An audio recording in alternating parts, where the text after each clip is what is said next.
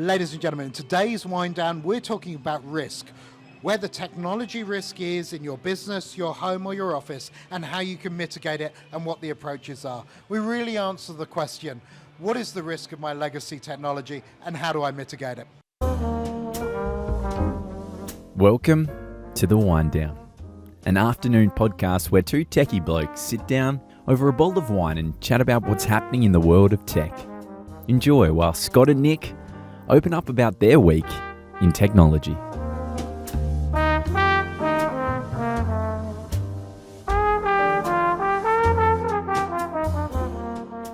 Well, ladies and gentlemen, hello and welcome to the WineDown. My name's Nick and with me I have Scott. Hello, Scott. How are you? I'm lovely. How are you, Nick? I'm absolutely superb. So before we start, where are we? What are we drinking? We are in the Rag and Famish. It was close. We were hungry. Yes. And drinking. Look, this is interesting. So I've often said that if you can't really describe the wine on the back of the bottle, at least to some degree, it's probably more of a marketing bottle or a bit of a you're trying to catch someone through the use of the label rather than the quality of the wine. This actually isn't that bad. And this is it's a lovely little 2020 Shiraz from the Zilzie wine, Z-I-L-Z-I-E, and they're in a place called Caradoc, which I actually had to look up on the map. Mm-hmm. It's a little place on the western sort of Victorian border, close to South Australia. Yep. About halfway up.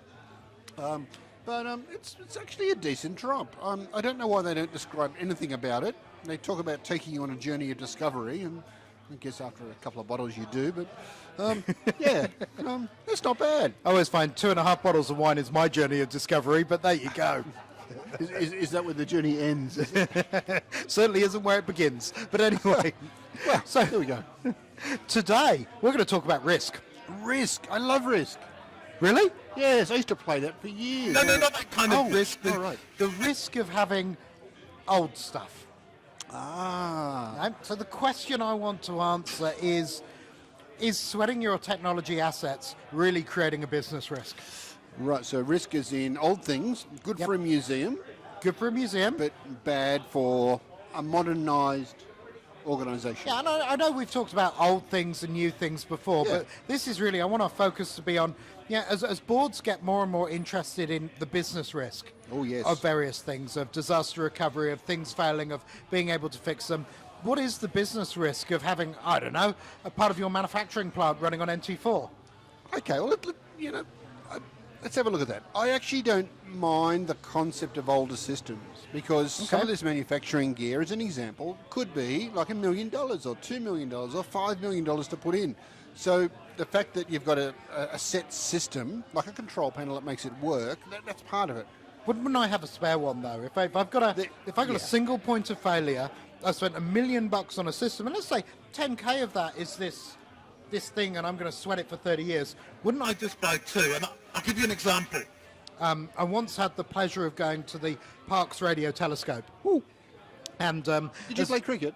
No, I didn't. But as part of this event, we got to go up inside the plinth that holds the dish up. Yeah. And I was in there, and they've got this little computer room, and in there was a PDP-11.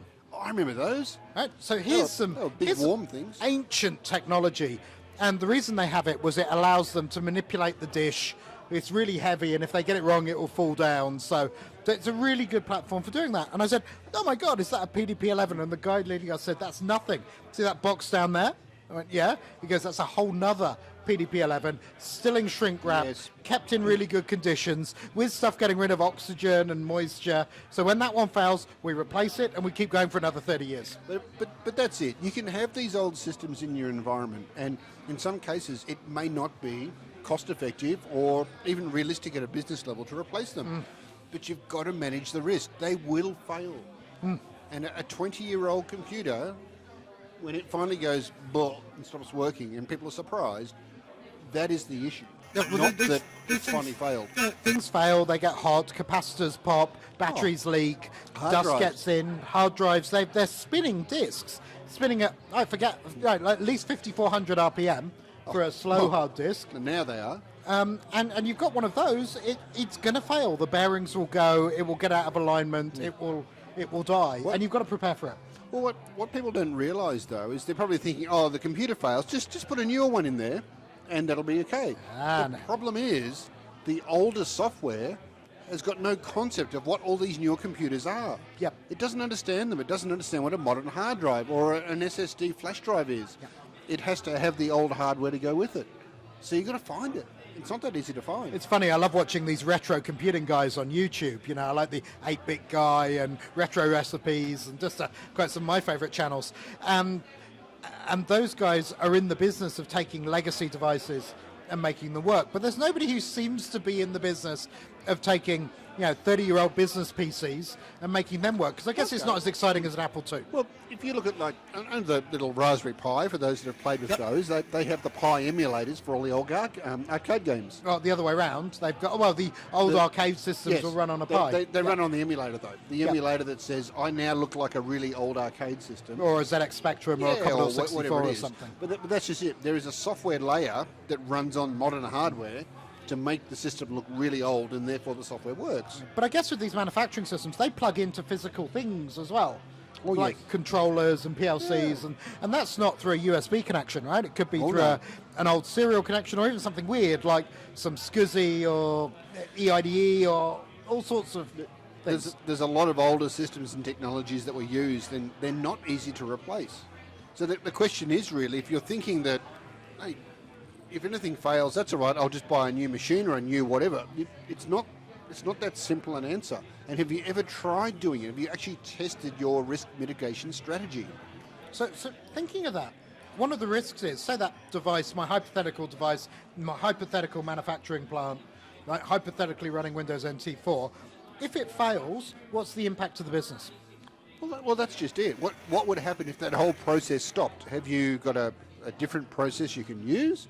Or does it actually say, we can no longer produce this product line? Or what is the impact? Or quality drops, or speed of delivery drops, whatever the machine does. So that can have a crazy impact really quickly, right? It can, and it depends on what sort of business you've got. I mean, we've just given some examples out of manufacturing, but it's by no means specific to manufacturing. No. There's a lot of different industries out there that have got old systems, old phone systems, for example. Yep. All of a sudden, how do I change this? An old phone system. I found this the other day. Working with an old phone system, it decided Wednesday was a public holiday. Oh, and so every time it everybody... might have been in 1950 something. Yeah, when it was... so every time somebody phoned up on that Wednesday, it went, sorry, it's a public holiday. Call back tomorrow. I did come across a few years ago, not that many years ago, mind you, a very old phone system. We actually had an opportunity to talk to a client who ran serviced offices, and I didn't recognise the phones that were in there. I said, I haven't seen those before. They look a fairly older sort of phone. What are they? And they're from Telecom, hand-built the system out of somewhere in Brisbane in the late 1970s. What, like Tommy Flowers building Bletchley Park systems? No, they literally hand-built this, and he took us into a room. It was probably 3 or 4 metres by 3 or 4 metres. And on the wall was a circuit board, I don't know, maybe like 15 centimetres by 15 centimetres. Every circuit board, really old components sort of poked in there and whatever, was one extension. And it had cabling all running through this thing. And there was probably about 80 to 90 extensions with cabling all running back into other boards and boards running into boards. And wow. Yeah. The reception console had old keys on it, and you couldn't hit certain buttons because they didn't work anymore, and they couldn't find any replacements. So awesome. All of a sudden, those extensions were just registered as non-usable. But it's that sort of risk. What risks do you think are sitting there in businesses today? So there's two ways we measure risk, right? The likelihood of it happening, and the impact of that risk. So I would say, let's take our first example of that NT4 box in the middle of a plant. The likelihood of it failing is 100%. At some point. At some point, right? Yeah, I can't say when, but okay. it's going to fail. The impact of it failing is potentially pretty high. Yes. Right? Let's say, for example, it was critical, and if it failed, the plant is shut down, so you couldn't make anything anymore. Okay. So the likelihood's 100%, the impact's 100%, which means that's the first risk you should fix. Absolutely. Okay. Now, one of the alternatives to risk mitigate. is... mitigate. You insure against the risk. Okay. However, let's say that in a business something broke. Yep. It had a material impact to that business, and in 3 months' time, here's some insurance money. Yeah. Meanwhile, where's your business though? Yeah, it's gone ski. You'll certainly get some cash for it, but to go and fix it or to go and find some more parts, but it doesn't, your reputational damage is still there, other parts are still there. So let's talk It's about an the issue. phone system. So you've got a business with this old hand-built phone system. Yes. That's going to fail. The Well- fact it's lasted so long is pretty impressive, but it's going to fail. It was actually funny because one of the clients in this serviced office was one of the earlier sort of ISPs that had the dial-up modems, Oh, yeah. and they had a lot of the extensions. Used for their dial-up modems. Well, they were trying to. It wasn't working very well, and because of this thing was so old, it didn't really handle the modems very well. no, I and they get had that. to then go and run direct phone lines in, and of course that was all the capacity from the street, and it was a mess. It was crazy. It was So- a mess. When your phone system is as old as your carpet, you probably Yeah, you're have an probably issue. in trouble. Yeah. So look, we've talked about the risk. Let's talk about the mitigation strategies. There's got to Okay. be some mitigation strategies. Scott? There is, and look, it could very well be, and there's a really easy thing. It says work with the supplier, the manufacturer, the whoever, and what do they do? And it could very well be they've got some parts in stock that they're expensive, I get that, but that's the cost of the risk.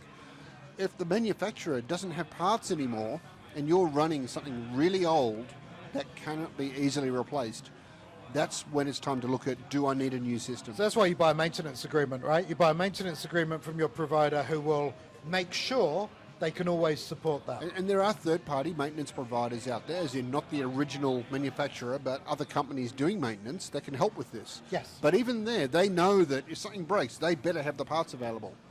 And they're probably just as likely to say, no, we can't take on that risk because we don't have those parts, we can't find those parts. And let's say a lot of these parts can be found on eBay, for example.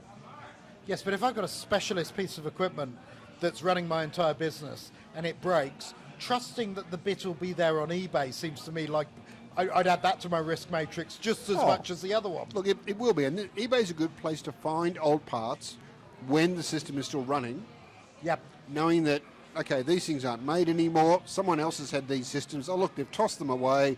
Yep. They haven't tossed them away. Someone said, oh, look, I'll put it on eBay and see if someone will give me $2 for it or something. Yep. That's where you can find the old parts. But you've got to plan for that. I mean, we took over a national network to manage at one point, a large MPLS network Yep. that had some really old components to it.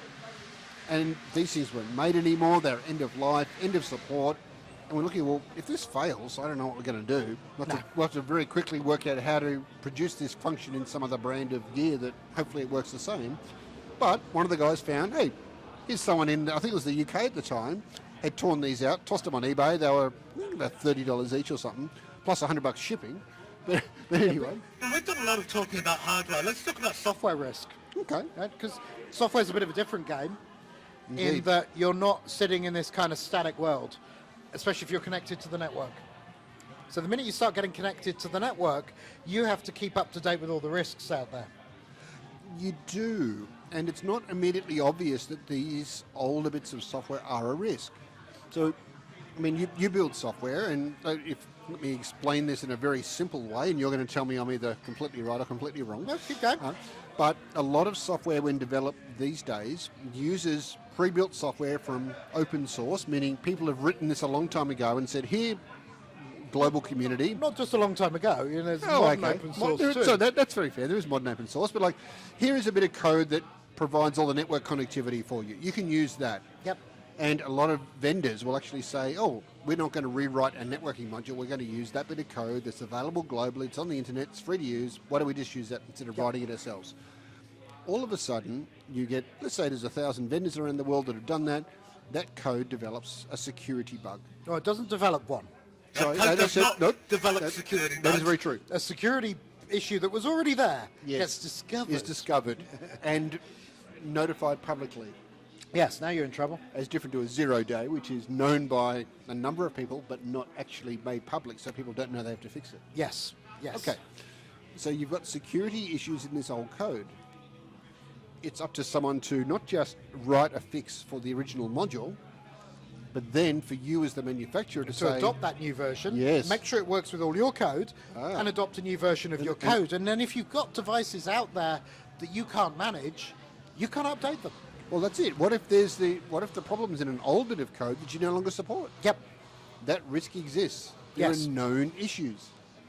absolutely. There are known security issues. So there's that one where I'm using third-party modules. But yeah, as things move forward, and you mentioned open source, it's not just open source.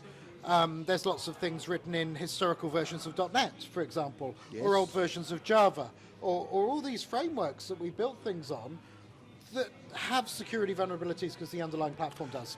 Okay, so let's look at that. And this is with the initial rush of manufacturers to get their devices on the internet, and this is the whole Internet of Things concept, when you had fridges and microwave ovens and all sorts of things appearing on your network to get Wi-Fi connectivity or physical cable Or connectivity. low RAN or whatever it is. Yeah. Yep. Well, a lot of these manufacturers, they are not security specialists by any means. And they would have hired developers to write code for, let's say, a fridge. Yep. That code would run on, they can go and buy a little board that runs some software. It comes with a little operating system on it. Great. They just write a little bit of code that sits on that, and therefore there's their module. And there's their online fridge.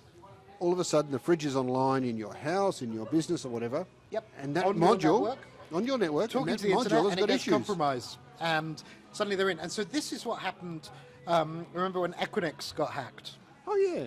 Equinix got hacked through an old piece of software they didn't really think mattered anymore. The fire control system, Yeah, was it? something Or like the, that, yeah. I forget what it was. Yeah. But this is it. And this isn't us making stuff up. This stuff is well documented, well explained. We know there are security issues out there. The early IoT threats, where all of a sudden a fridge gets infected. Someone downloads something off the internet. They get it in their laptop, they take it home, it runs, it goes and finds, you've got one of those fridges, I'm going to get into that.